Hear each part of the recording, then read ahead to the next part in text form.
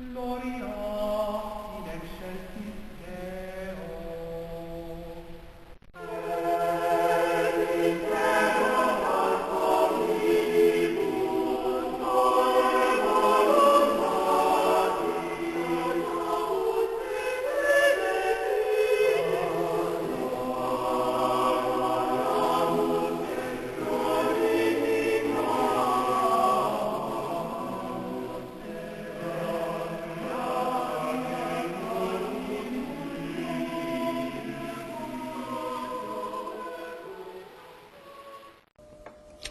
Hello, my name is Father James McLucas, and I'd like to welcome you to Catholic Insight, a program of Keep the Faith here at www.keepthefaith.org. This edition of Catholic Insight, we're going to be discussing a matter which affects many Catholic students and parents at this time of the year, and that is that it's the end of an academic year, and there are many seniors who are preparing for college. And both parents and seniors are preparing to embark upon a very key transition in life. Today I am very fortunate to have as my guest a priest with much experience with college students and also one who is a very good friend, Father Vincent Young. Father, welcome. Thank you, Father. Father was a chaplain at Thomas Aquinas College in California for 10 years, and I have had 4 years, very much junior experience to Father, right? 4 years of experience as a chaplain at Christendom College in Front Royal, Virginia. And we thought that we'd like to offer you our perspectives, as limited, I suppose, as they are, because you can never talk about college life in a way that gets all the issues on the table, but the perspectives that we've acquired from our work with both college students and college parents. And I think, Father, that perhaps that as this program is being watched by parents and seniors, probably sometime in May or June of this year, 3 months before they start their college experience, especially the leaving home and all the preparations that have to take place. If you could speak individually to each incoming freshman to college, if you could speak with them, let's say 3 months before that they arrived, what's the one statement that you'd like to make to them? Or you can even give me 2 statements if you'd like. I can probably go for 4. Well, those are interesting questions, and hopefully they'll be helpful to the parents, particularly those who are sending children off for the first time to college and not already veterans, having 1 or 2 already in school, either close by or far away geographically.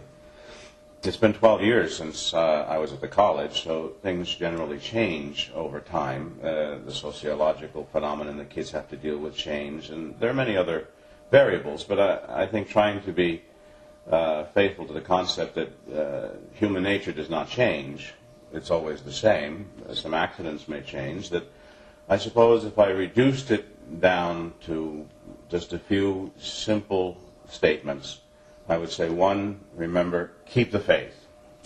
No puns intended. Keep the faith. Keep all that you've received from your parents and your grandparents by way of standards, an ethic, if you will, a vision of responsibility, and all the things that probably they bucked against when they were at home or they were at school, based on whatever. And thirdly, I would think that perhaps they have to realize that they're going with a capacity to be molded and changed in a certain degree, have confidence in what they're committing themselves to, and know that by trial and error they're going to make some mistakes, but they can be fixed, they can be overcome, and they can be channeled so that it becomes a positive experience for them and helps to make them the success that hopefully, please God, they will become, both in the practical order and in the spiritual order. Do you think that they're surprised by themselves when they find themselves perhaps away from home for the first time? Do you think that they're surprised by themselves? Well, if I go just by my own experience, I would have to say yes. Okay. I surprised myself. After 12 years of Catholic education, having been, BMOC, big man on campus when I was a senior, I was senior yearbook editor, I was this, I was that, I was very involved in school. I was the eldest at home, and it was time to move on. It was time to see what was on the other side of that mountain. And went away longest distance away. My father used to say, "Why do you want to go so far away?" And I kept saying, "The further away from home, the better." I'm sure, but no one's out there saying that. No, of course not. You know, so instead of choosing a college, say, within 2 hours from home, I chose one 12 or more. And this was, of course, before the Eisenhower interstate system, so it was even more complex then. But in any case, it was a question of getting away because I wanted my independence. I wanted just to be able to spread my wings, as it were, as if I hadn't enough already. But once I got there, I was as homesick and as discouraged as any man can be. I wasn't just BMOC in a small Catholic high school of those years, small relatively. I found myself one of a huge number of over 2,000 students. And many of them were far more talented, capable, experienced, and whatnot, and mature than I was. So my whole world kind of collapsed, you know, and you go into a kind of, gee, the things at home are really swell. You know, when you start checking the calendar, when am I going home for Thanksgiving? When am I going home for this, that, or the other thing? So I think that everybody goes through that kind of disappointment, and that change of their expectations alters seriously when they go away for the first time, particularly if there's a big geography involved. I was lucky enough to be able to say that a car could get me to and from, but if you're going someplace by plane, you really should have a sense of the place you go to before you get there. You have to have a sense of what sacrifices are going to be involved once you are there based on this availability or that distance or this place is large, it's small, all the variables, so that they have at least some relative point of reference for what they're likely to meet in terms of pluses and minuses. You know, it's a very good point. It's almost as if students have to prove themselves all over again. You come in from senior year, you've had 4 years of high school, and you've had the opportunity to demonstrate your skills, and they're accepted and recognized. Right. And all of a sudden you arrive at a college, no one knows you, and I suppose you can basically make two major mistakes. You can come on like a bull in a china cabinet, as if, you know, do you know who I am? And of course that doesn't play very well on a new college campus. Or you become basically retiring wallflower, as if all of a sudden this new experience with new people forces you into a cocoon. All right? Both of those extremes are essentially not the way to go. So when you arrive at a college campus as freshmen, and don't be thinking in terms of, well, I've got to prove myself all over again. Just be yourself. Right. And your talents that emerged in high school, and probably, most certainly, new ones will emerge because you're maturing as well. And so just be yourself, and you'll find that there's nothing to prove. Your talents will be used and then some. You know, you mentioned before, different fears and anxieties. Again, in your experience, I'm sure that there are seniors now that they are just basically in the throes of joy of graduation and the distant expectation of embarking upon a new part of life. As they get closer, though, to the time of going away to school, what are some of the fears and anxieties that they're going to arrive at college with? Again, the list is as long as there are students, I'm sure. But I would suppose that one of the things that I think are pretty common is what happens when a student who comes from a very integrated family, a very strong faith element in the family, a good solid foundation academically, will have some sort of hesitation, perhaps, insofar as they have to be very clear about what they're going to college for. They have to be able to have enough of a dedication, enough of a confidence, enough of an overall sense of why education is important to them, so that they have a sense of discipline, they have capacity to deal with the new freedoms and independence that they have, which for many young people is going to be the first time around. That sense of commitment, I think, then brings them to a sense of the fullness of why they're there and what they hope to accomplish, and take it semester at a time, or trimester at a time, however the structure of the institution works.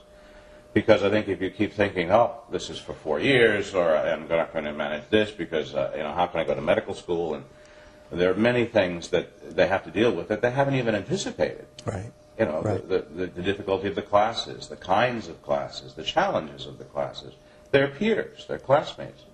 So I think the things to look for are these issues, but also then to bolster themselves spiritually and socially because of a prudent and wise choice of friendships and their emotional commitment to the good.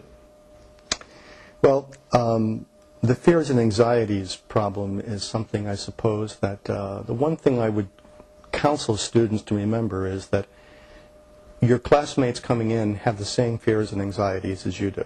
And I think that if you don't be afraid to, in the course of conversations over the course of the first couple of weeks, as you make new friends, one of the subjects I think that are good to clear the air is those fears and anxieties. And kind of laugh. I guess once everybody knows that everybody has the same fears and anxieties, you begin to laugh about them a little bit. That's right. It's a great democracy. Humor is the best cure for fear and anxiety. And because also fear and anxiety can discourage you. All right. It's almost like the great temptation is, and I've had students come to me after 3 or 4 days of the academic year and say, I don't think I'm ready for this because the fears and anxieties are getting to them. And that's when I usually begin to say, well, you're probably afraid of this, and you're probably anxious about that, and you're probably tense about this. And they say, well, how did you know that? Because I said, everybody else on that campus in freshman year have the same ones. They're going through it. So it's something to talk about and to work through that way. We mentioned before that one of the pitfalls that people have when they first come to campus and they want to basically to make their mark, to make sure that their talents are going to be appreciated. We said that there's pitfalls of basically going too far into a cocoon or being a bull in a china cabinet. We said avoid that. What are some other common pitfalls that are made very early on in freshman year, especially by incoming students? Well, I'm sure we can, again, come up with quite a list. Based on my own experience, now you and I were at very small colleges. Mm-hmm. I think both of them have since grown since our tenure with the school. So now, they're, by today's standards, they're minuscule. Not even roughly 400 students. Just to round things out.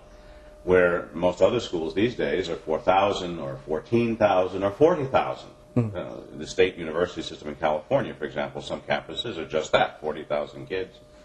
So I think that the question of size of the school is going to make a very big difference. Some people feel that they need a small environment that's more familial, it's more intimate, it's more controllable. Others feel they need something, increasingly beyond that. And I think that is going to make a very big difference. But I think some of the pitfalls can be avoided by, a strong spiritual life, that is, one that is founded on the sacraments, because we're dealing with Catholic kids in Catholic homes here. I mean, certainly that's very necessary, the importance of the faith, particularly the sacraments. A personally committed regimen of prayer and devotion. Now, they don't have to be monks and nuns in a cloister. That's not what school is about. But they should make enough time in their day for simple prayer, hopefully the Holy Rosary, regular confession, and perhaps, I would say, encourage a little bit of spiritual reading, especially because in the academic world, if you don't have something that pulls you away for a little bit to reinforce and to refresh your mind, it can become a little more tedious, to say the least. But I would think those two are the principal things, the sacraments and one's individual prayer life. Then I think, too, a confidence in their use of time. They have to know how to adjust to a freedom that before was much narrowed by parental input, siblings, involvements with school activities. They may or may not have had jobs. But now there's a completely different form and rhythm to life. In high school, they went to school at least 5 days a week, from 8 in the morning till 4 in the afternoon, or whatever variable there is. Now they may have to go to class once or twice a day. They have to be secure in their study habits. They have to have the discipline to commit themselves and develop them if they're not there. They should have certainly enough confidence and an ability to juggle many things in a new circumstance. That is, if I'm working on or off campus, if I'm a work-study program, if I'm in some way free from those financial obligations, to make sure that I'm not dissipated by a false or incomplete use of time. The time should be for actual study, for a healthy recreational life, and lots of rest. I think one of the big pressures incoming freshmen put on themselves is success. I've got to prove it that I can do this. I have to get straight A's. I have to prepare for graduate school. All of these things kind of diminish their energies, and so I would certainly recommend make sure you get those Z's and you keep a good and steady diet so that you have the energy and the oomph to face not only the studies but the give and take of each and every responsible day by day. Because now you're maybe going to school on Saturdays, you may be having night classes. Mm-hmm. There are many things that they have to adjust to that require a lot of personal maturity. You know, we had talked in an earlier session of Catholic Insight about how to choose a college to go to. And of course, what we're speaking about here in terms of especially a student's spiritual life, it depends very largely upon the type of school that they're going to. We both came from very solid Catholic schools. There were small schools, several hundred at the most, on the campuses. And we find out, you know, that for the most part, in those kinds of situations, students and the peers give great, especially the upperclassmen, give a tremendous witness to their own maturity in faith and their own spiritual practices, and they draw the freshmen in as if, you know, to say, well, this is part of growing up, acquiring an adult practice of the faith. But there are going to be, for many of you, going to state universities, state colleges, private colleges that are larger, and you're not going to find very often that kind of Catholic cohesiveness. Then I think that, you know, I would say that bring to your school situation a very, very beginning anyway, simple rule of spiritual life. If you say to Our Lady, you know, I will give you a decade of the Rosary every day, no matter what, all right? And then you build on that if you can, but just start off with a decade a day, all right? You'll find that you keep heaven very, very much a part of your daily rhythm. And that just that decade, and you know, if you stay loyal to that decade of the Rosary, just start there. You know, then you'll find that grace, all right, will lead you into more pronounced practices and will firm up your spiritual life and get the spiritual reading, and you'll want more. But just give her that daily decade. Just promise her that. And no matter what, keep that decade every day of your life, but especially as you enter your college years. We're going to end, I think, right here. I think it's an appropriate place to end. We're going to come back with the same topic next time. But I think that one of the things that we'd like to do at the end of most of our conferences here at Catholic Insight is to recommend another conference that we have on the website for you to download. And I thought that perhaps that one of the great Catholic educators in the country is someone that's a very close friend of yours and someone who I can call a friend, especially because he is a contributing editor to the Latin Mass magazine, Dr. Ronald MacArthur. If you go to our website and you find his tape, and in fact you should be found on the very same page that you found that you could enter Catholic Insight into. It's going to be on the same page. Find his tape, Wisdom Amidst the Ruins, Catholic Education, Wisdom Amidst the Ruins. And I think that it'll give you a very good, let's say, perspectives that we haven't covered here. I'd like to thank you for joining us at this edition of Catholic Insight and look forward to seeing you again very shortly. Take care and God bless. Thanks, Father. Thank you.